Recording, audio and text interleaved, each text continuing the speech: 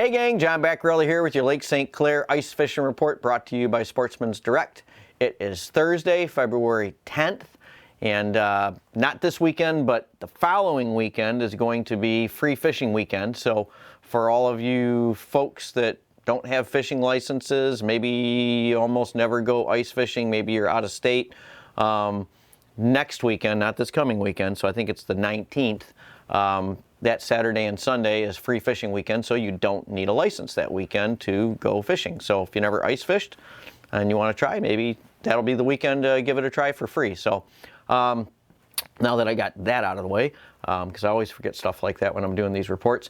For those of you that have been watching the water levels on the lake, and for that matter, that's the ice levels too, you notice that the water has dropped quite a bit here, especially in the last week or so, and that's got to be from all of that ice getting blocked up in the St. Clair River. If you look on the satellite image, not only will you see some open water pockets out in the main lake on St. Clair, but you'll also see that the North Channel, the South Channel, the Middle Channel, and then most of the way up the St. Clair River is completely ice covered.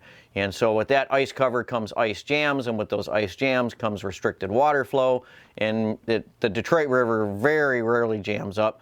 So, you know, the plug down on the bottom is still wide open, and, you know, the water coming in up on the top is being restricted. So when that happens, the water level is going to go down, and that does affect the fishing. Now, back in that metro marsh, I think the fishing has slowed down quite a bit, and it could be because of that drop in water level. You don't have that much water back there to begin with. So when that water level drops, it kind of moves these fish around a little bit. And so if you guys are fishing back there, you're gonna probably have to adjust a little bit. Now, if and when they get that water opened back up and that flow picks back up, you can also expect to see some pressurization underneath that ice, which will usually mean that you're going to get water flowing up onto the top, and you know, for a day or two until that ice rises and catches back up and all that good stuff. But so you've got that going on out there on the lake. For the most part, the water's been very, very clear. That is up until you got this melt off now. So you're going to have some areas that are going to get affected by the runoff, like the spillway in the Clinton River. Now with the spillway, the guys had been fishing the spillway and they'd been catching perch on the spillway, but I would not do that now. With this warm up that we've had, even though it's still ice covered right now in most places on the spillway, it's going to be treacherous conditions because that ice is going to be getting eaten away from the bottom up. And with all the salt that we use down here, the salinity is going to be higher, and so that ice is going to be very dangerous and very weak. That also goes for the Clinton River. I know it's all opened up upstream that runs through Mount Clemens. The lower part of the river was still iced up, but I would imagine that ice is getting scary too, especially down by the mouth, down there by the Harley boat launch. I would imagine that's opening up, as you know, probably as I'm shooting this video right now, if it hasn't already opened up quite a bit. Now we do have cold weather coming in on the backside of this for the weekend with single-digit lows, maybe even below zero. For 1 or 2 nights possibly.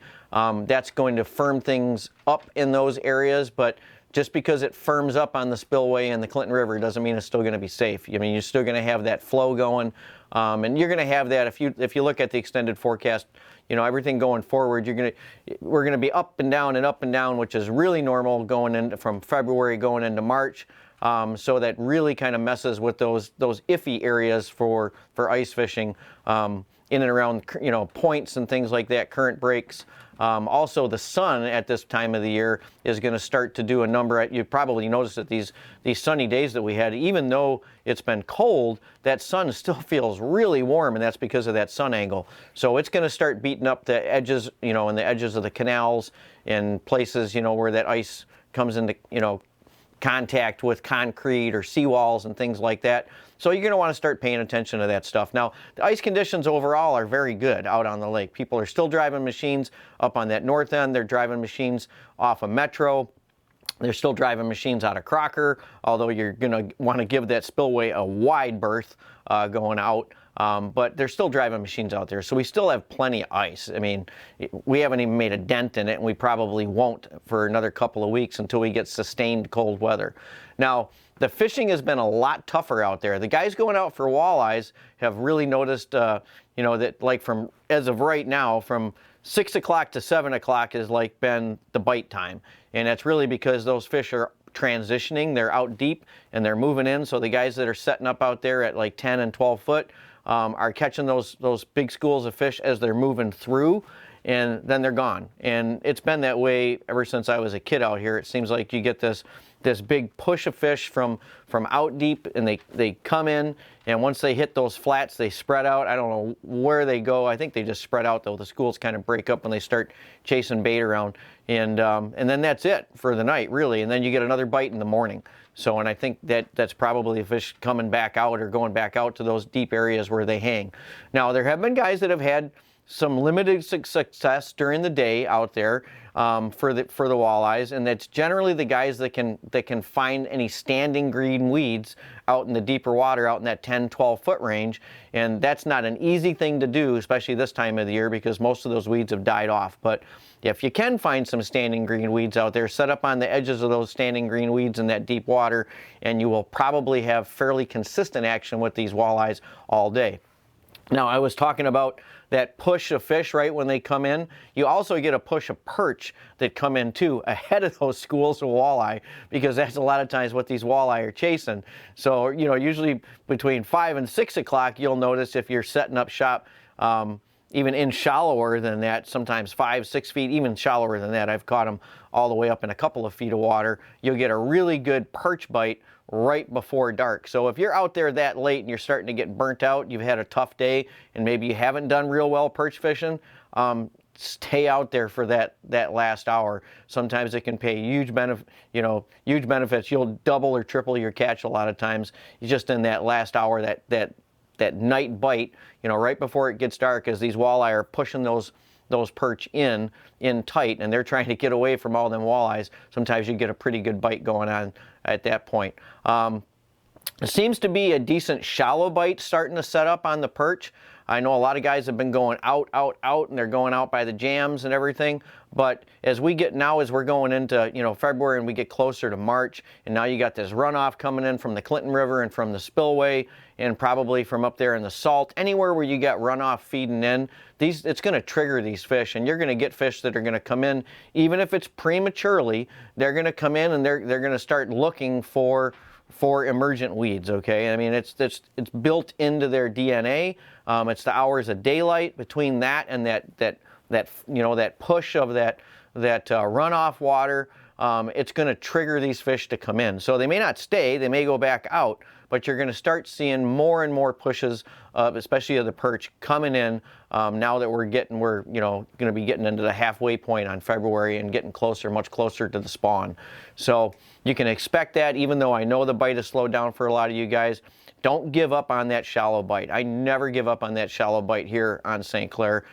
Usually for me, I'm going to start, when I go out, unless I know exactly where I'm going to a waypoint where I got fish the day before, I'm going to set up shallow for a couple of reasons. One reason I like to set up shallow is, from a shallow position, you have a good view of everything going on out in front of you out there on the lake. You can see if guys are bunching up.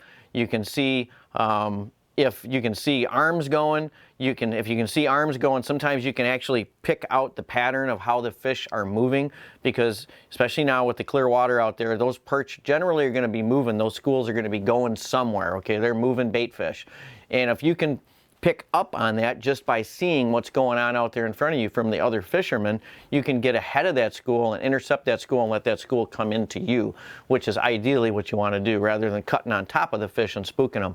So usually I like to set up in tight, watch what's going on out in the deeper areas, and then if the activity's picking up out there, you can always go deep. And my rationale has always been, if you're out deep and you're trying to look in towards the shoreline, it's much more difficult to see what's going on, because the guys that are in tight in the shoreline, they're silhouetted up against that darker background, so it's much harder to see what's going on in there. It's hard to see if there's shanties in there, it's hard to see if there's people in there, and it's definitely really hard to see if there's any arms going. So I guess that's my tip of the week is, maybe set up shallow and watch what's going on out deep, especially if you're new to the area and you don't have a destination, you don't really have a plan. You can get a good lay of the land, so to speak, of what's going on if you set up shallow and look out, you know, out towards the lake or silhouetted against the ice out there. Had a couple of big pike come in. The pike spearing up on the north end has been pretty darn good this for about the last week. We've had quite a few northerns come in over 10 pounds. The biggest northern now is just a little bit south of 15 pounds, which is great. Had some big perch come in.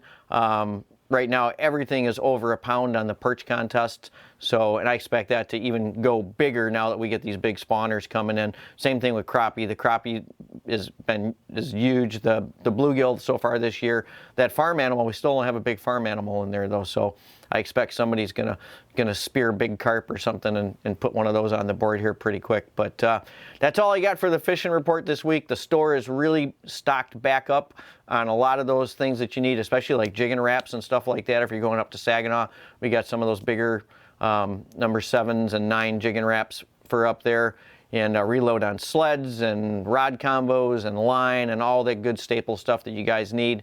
Auger blades and at least augers for the time being right now. So if you need any of that stuff, swing by the store and we should be able to hook you up. And get out there and enjoy the weekend. We still got great ice and we should have it for the next few weeks. Hey, if you like this video content and you want to get updated as soon as the next video is out there, hit that subscribe button and the little bell icon and you'll get notified as soon as the next video is up.